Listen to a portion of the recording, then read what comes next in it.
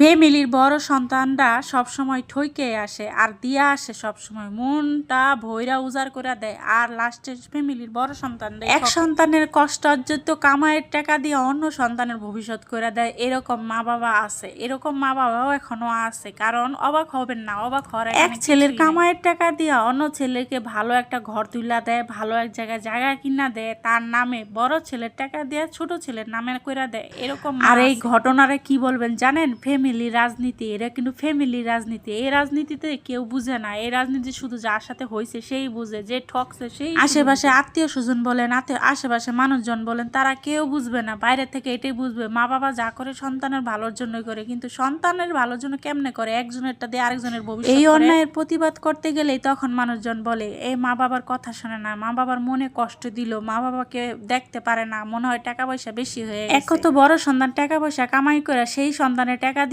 ছোট সন্তানের ভবিষ্যৎ করে দেয় মায়। তার উপরে যদি বড় সন্তানের বউ থাকে, ওটা তো আরো অবহেলিত। এটা তো মানে এত অসম্মানে থাকে, উঠতে বইতে সবসময় কথা শুনলে হয়তো অবাক হয়ে যাবেন, কিন্তু এটাই অনেক ফ্যামিলিতেই চলতেছে। টাকার বিনিময়ে মা বাবার ভালোবাসা কিনতে হয়, না হলে মা বাবার ভালোবাসা পাওয়া যায় না। যে সন্তান বেশি টাকা দেয় মা বাবা তাকে। এসব সন্তানের সাথে এরকম অন্যায় হয়েছে, আমি বলবো আপনি একাই না, আপনার মতো আরো অনেক ফ্যামিলিতে এরকম সন্তান আছে ঠইকে আসছে। তাই মনে শান্তি রাখুন, সাহস রাখুন।